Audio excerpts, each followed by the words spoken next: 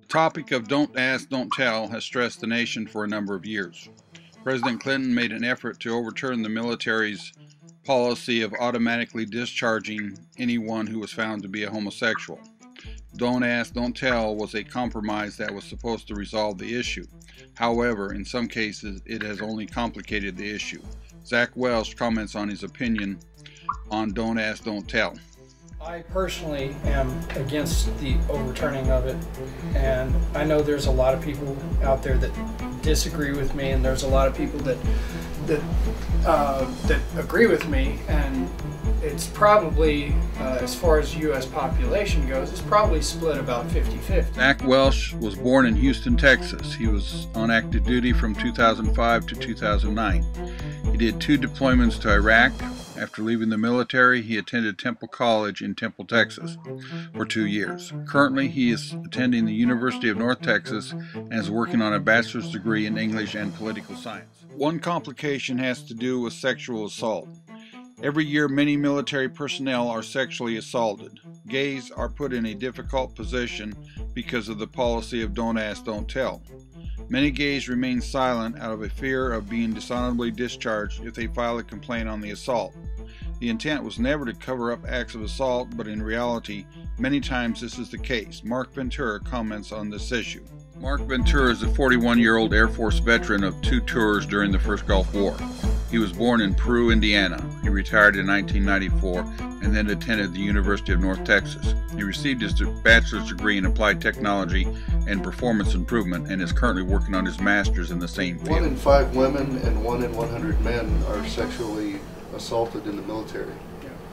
Now, if that's the case, what does that do for those people who've been sexually assaulted in the military under don't ask, don't tell, when they can't tell? Another unintended consequences of the don't ask, don't tell policy has been the number of witch hunts. Some military personnel have used the policy to conduct witch hunts with the intentions of ridding the military of as many gays as possible. John Peebles comments on this issue. John Peebles was born in California, but grew up in Dallas, Texas. He served in the Navy and left the Navy as a 3rd-class petty officer. John is currently working on a bachelor's degree in nonprofit administration. After graduation in May of 2012, he's planning on getting his master's at UNT Health Sciences. Then explain the witch hunts that violated don't ask, don't tell. Those people didn't get prosecuted.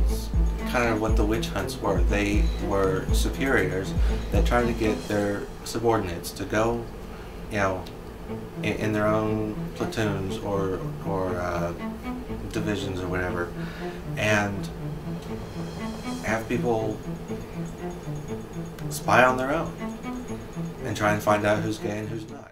One argument for repealing don't ask, don't tell was that it would increase recruitment. However, it does not appear to have made a significant increase in recruitment. On the other hand, some military personnel have chosen not to re-enlist because the policy was overturned. Although the number of individuals leaving the military for that reason are noticeable, but probably not significant considering the total size of our military. It also eliminates a lot of good Marines and soldiers and sailors and airmen who that's the only reason they got out. Like myself, I got out because they overturned. I wanted to stay in the reserves. I wanted to stay in the reserves and retire from the reserves. But as soon as they overturned that, I said I'm not gonna.